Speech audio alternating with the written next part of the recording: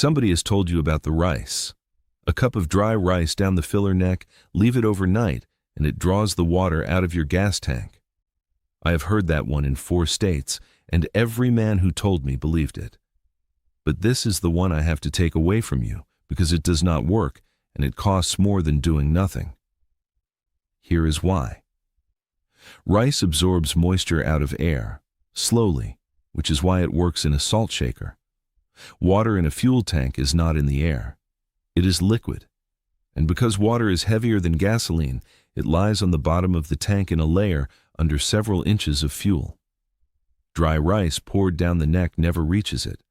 What the rice does reach is your fuel pump strainer, which sits in that tank and is the size of a coffee filter. Then swollen rice goes into the filter and into injectors that cost more than the repair you were avoiding.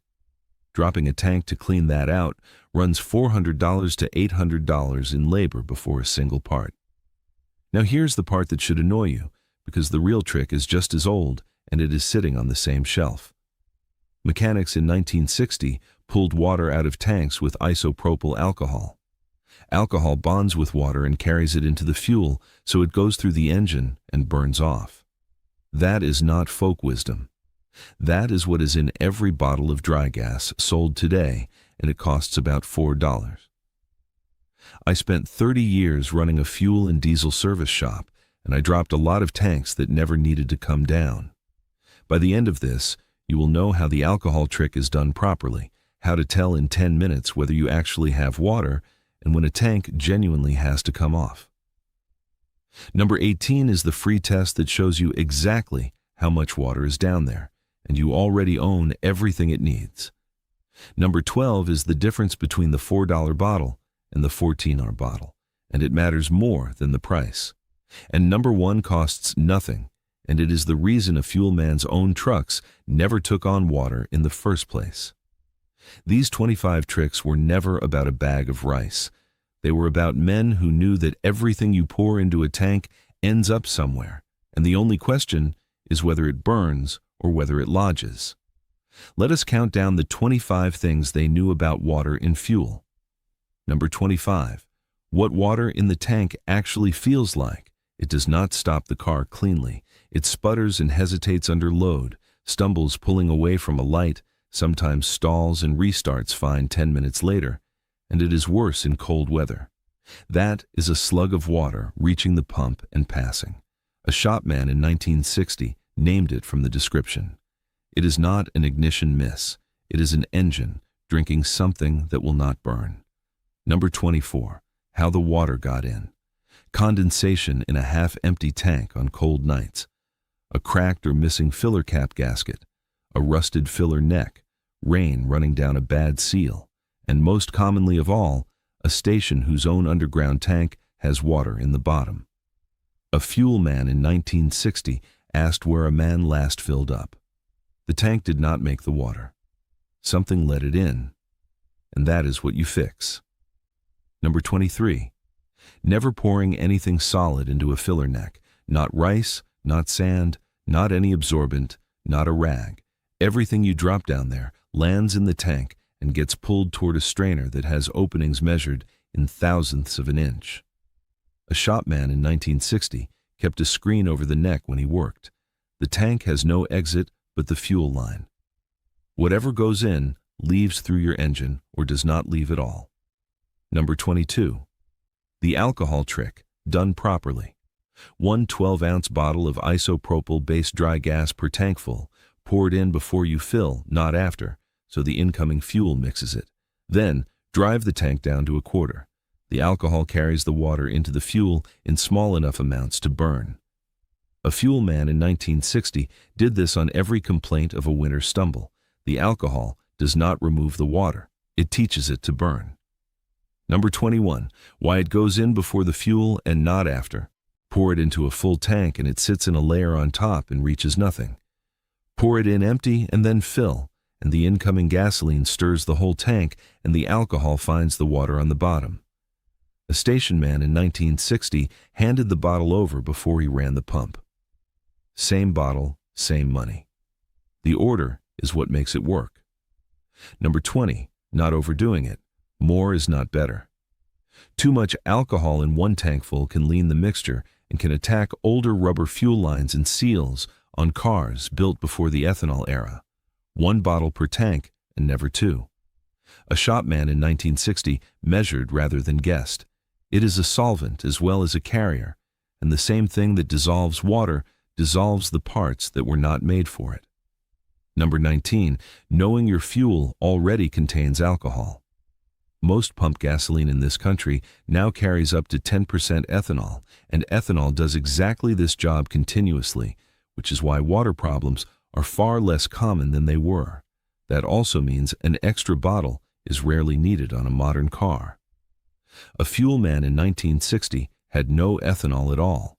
Half the water problems your father fought have already been solved at the pump. Number 18. The free test that shows you the water. Pull a sample from the tank with a length of clear tubing and a hand pump, or from the fuel filter drain if your vehicle has one, into a clear glass jar. Let it sit 10 minutes. Water separates out and sits on the bottom as a distinct clear layer with a visible line. A shopman in 1960 read a jar before he opened a wallet. The jar tells you in 10 minutes what a shop charges to guess at. Here is something nobody is counting. The men who ran fuel service, who could pull a jar off a truck and tell you the station it came from by what settled in the bottom, are nearly all gone. The youngest are past 80. They did not keep it in a manual. They kept it in their hands over 30 years of pulling samples and reading what came out. When they go, the bottle stays on the shelf at the parts store, $4, exactly where it always was, and the knowing goes into the ground. That chain ran bench to apprentice for 50 years, and then the tank got sealed under a back seat and the sample port disappeared. If this is worth something to you, take 1 second right now and hit the like button, subscribe, and turn on that notification bell. That is the only reason a video like this ever reaches the next man who needs it. Number 17, relieving fuel pressure before you open anything. A modern fuel rail holds pressure for days after shutdown, so cracking a fitting without relieving it sprays atomized gasoline across a hot manifold and into your face. You pull the fuel pump fuse or relay, run the engine until it stalls, then crank it 3 more seconds. That is free and it takes 2 minutes. It is the single step between a routine job and a hospital. Number 16, working cold, outdoors, with an extinguisher at your knee. Gasoline vapor is heavier than air and it pools, and an exhaust manifold is well above its ignition point. Engine cold to the hand, door open or outside, nothing sparking or charging nearby, and a dry chemical extinguisher rated for flammable liquids on the ground beside you before the first fitting moves. A fuel man in 1960 set it down as part of the setup. Anything you have to walk to is a decoration. Number 15, never siphoning fuel by mouth. Men still do it. Gasoline aspirated into the lungs causes chemical pneumonia and puts people in hospitals every year, and swallowed fuel is a poison call. A hand pump siphon is 15. Most cars built since the 1990s also have an anti-siphon screen in the filler neck, so the hose will not go down anyway. A shopman in 1960 used a pump. Fuel is not only flammable, it is poison. Number 14, changing the filter after any water event. Water rusts the inside of a steel filter can and carries loose rust with it, and a filter that is past water is a filter that is about to shed. It is a cheap part on most vehicles, and it goes in with fresh fuel behind it. A fuel man in 1960 changed 1 on every water complaint. Curing the tank does nothing if you leave the evidence sitting in the line. Number 13, never running the tank low is a habit. A half-empty tank is half full of air, and air on a cold night condenses moisture on the tank walls that runs down into the fuel.